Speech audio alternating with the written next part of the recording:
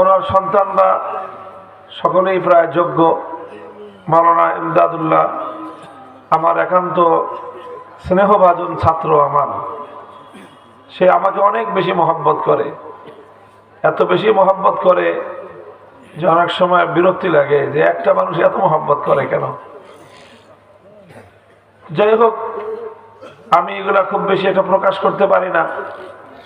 আমার মনের মধ্যে যাদের প্রতি মহব্বত থাকে সেটা মনের মধ্যেই থাকে, খুব একটা বেশি প্রকাশ করি না। আমি মাওলানা ইমদাদুল্লাহকে আমি এই জন্য মহব্বত করি যে সে সেই ছাত্র জীবন থেকে এখনো পর্যন্ত ধারাবাহিকভাবে আমার শুধু মহব্বত না, আমাকে অনুসরণ করে, দ্বীনের কাজের ক্ষেত্রে আমার সহযোগিতা করে।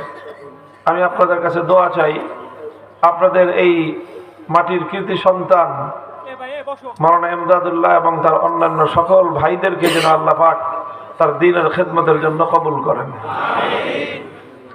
তারা তাদের মরহুম পিতাকে অনুসরণ করার জন্য, তার সাদাকাতে জারিয়াকে জারি রাখার জন্য যে ফাউন্ডেশন গড়ে তুলেছে, এটা যেন এই এলাকার মানুষের উপকারে, দ্বীনের কল্যাণে বলিষ্ঠ এবং প্রয়োজনীয় ভূমিকা যেন রাখতে পারে, সেই জন্য আমি আপনাদের কাছে দোয়া চাই।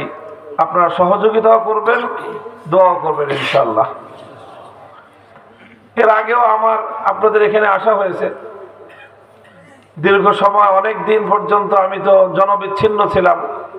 3 বছরের বেশি সময় কারাগারে বন্দী ছিলাম। তো এরপরে মুক্তি পেয়েছি, আজ প্রায় 7 মাস চলতেছে। এর মধ্যে আপনাদের মাঝে আবার আসার সুযোগ হলো। আল্লাহ পাক রব্বুল আলামিন আমাদের এই সাক্ষাৎকে আল্লাহর দ্বীনের জন্য এবং আল্লাহর মহব্বতের উসিলা হিসেবে কবুল করেন। আমিন। মুহতারাম হাজিরিন।